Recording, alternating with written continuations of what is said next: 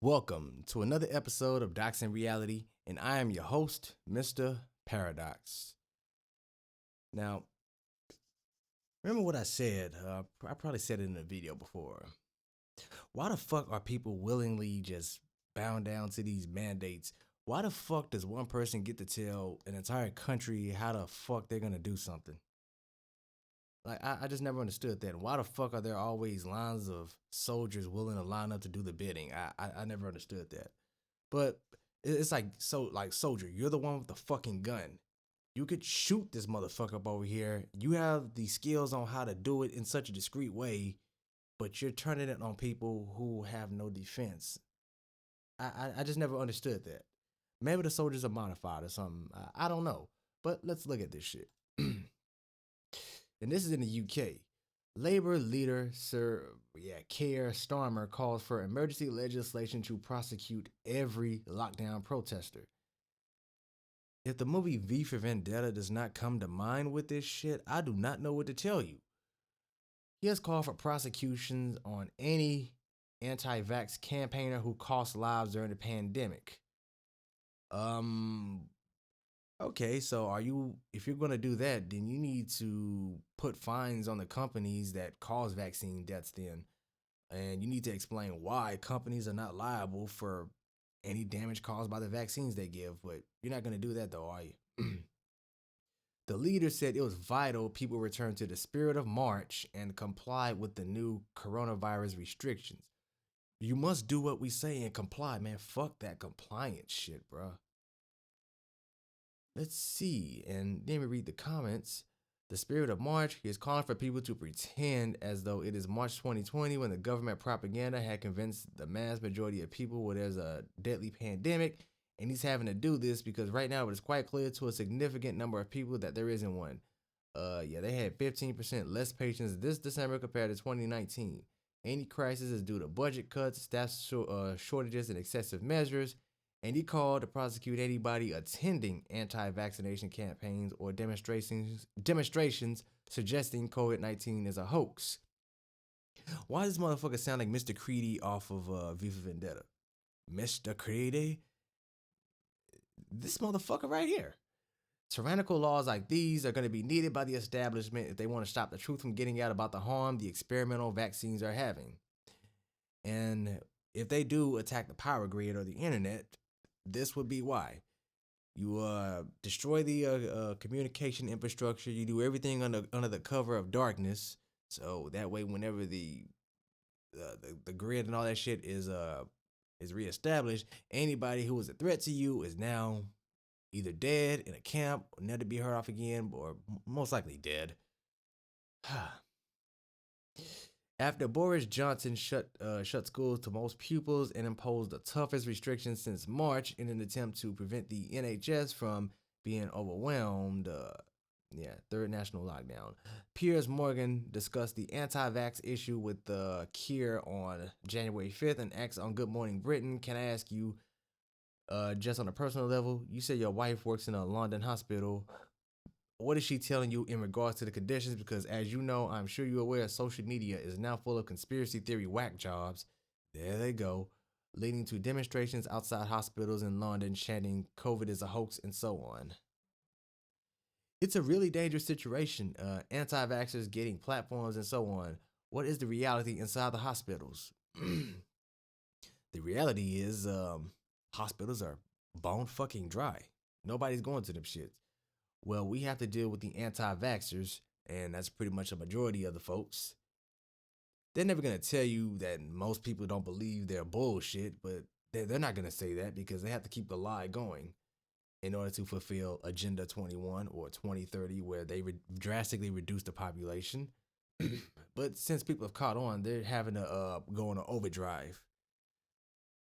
But they're not quite there yet, but it's getting kind of there. So the anti-vax campaigns will cost lives, and if we need to pass emergency legislation to deal with them, I am quite prepared to do that. I can work with the government on that and can have it passed within a couple of days. And the comment, emergency legislation is a favorite of tyrants throughout history because it plays on gullible people's fears, but most importantly, it completely bypasses any democratic process. Hmm. Let's see. What were these? Political phonology are signs of the nature of evil adjusted for political purposes.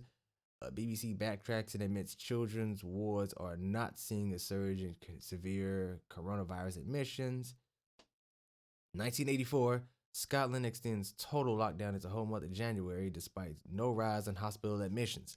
Like I was saying, they're gonna keep changing these damn goalposts to suit with the fit with the narrative. Knowledge protects, and a great place to start regarding the mass vaccinations campaigns around the world are being coerced into would be new article: COVID mass vaccination experiment. Prepare for the worst with this health protocol. Yeah, that's a pretty long ass article, but we'll take a peek at it real quick. Yeah, it's a pretty long article, man. Yeah, I'm pretty sure you don't want to read all that, but we'll skim through it.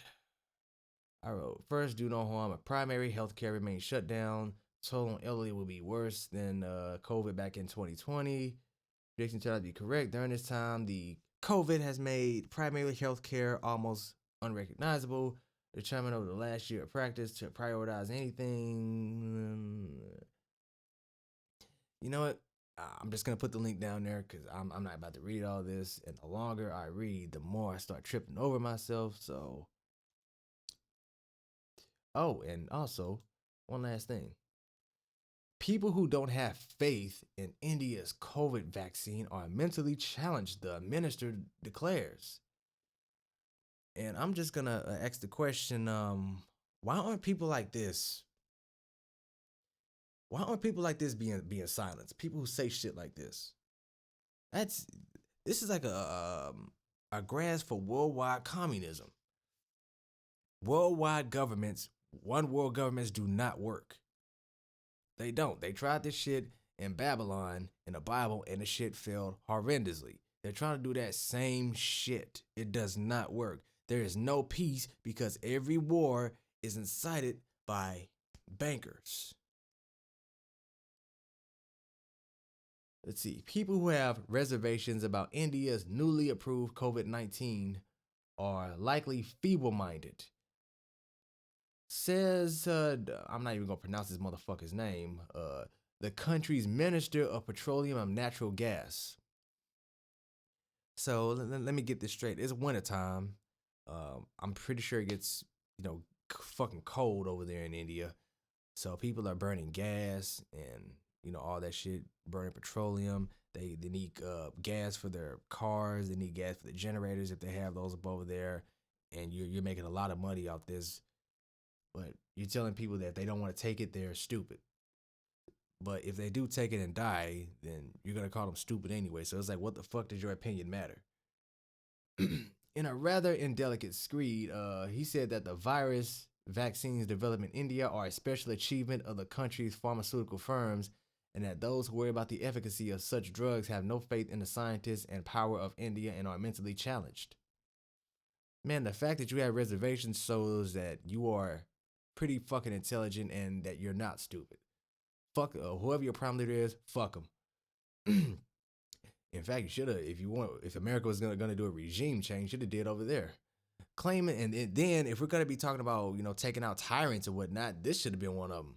Claiming that most Indians have welcomed the government's vaccine initiative, he accused some lawmakers of being unreasonably critical of the jabs. Some mentally challenged people will never improve, especially the leadership of the Congress, which finds fault in everything. On Sunday, India officially gave emergency approval to Covishield, a drug developed in the Pune-shaped Serum Institute based on the AstraZeneca Oxford vaccine, as well as Covaxin, created by the only people that are benefiting out of this are the people who have stocks in pharmaceutical companies.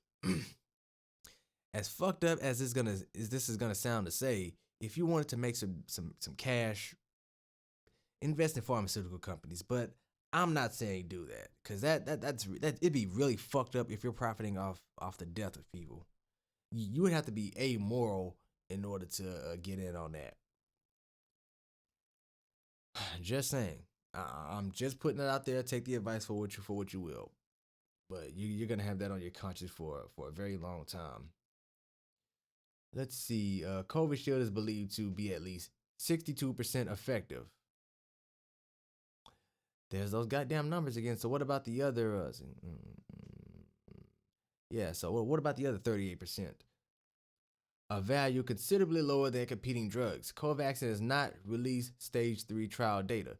Some members of parliament that claim that Covaxin has not yet been proven effective and that its approval was premature. Sashi Tharoor said that the vaccine's rollout showed that the government prefers slogan over substance, adding that chest-thumping vaccine nationalism has trumped common sense and a generation of established scientific protocols. Other politicians have even more extreme criticisms of the jabs. The head of India's Socialist Party, I'm not even gonna pronounce that motherfucking word. I'm not even gonna pronounce his name either, have expressed concern that the vaccines might contain something which can cause harm and claim that the drugs could cause impotency and decrease the population, which is one of the goals of these, I'm not calling these motherfuckers elites, of these demonic entities. Any people who would like try to impose this nationwide on all of humanity, they're not human. Humans do not take measures such as this.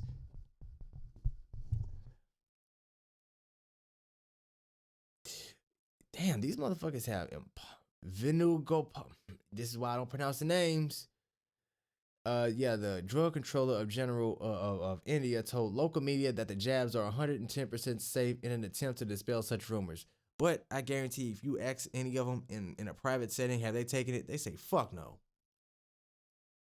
However, his reassurances have not been well received by some in India's medical community. Health watchdog All India Drug Action Network said it was shocked by Covaxin's approval, adding that there were intense concerns arising from the absence of the efficacy data. India is currently mulling approval of several other vaccines, including Russia's Sputnik V, which has been shown to be 91.4% effective, the Pfizer BioNTech jab, which is believed to be 95% effective. What are these percentages that they're giving out? What the fuck does 95% mean? What the fuck does 62%? What does it mean? Does it's like stamping at the virus, changing vaccines? What the fuck do you mean by specify? What the fuck do you mean by that? Hmm.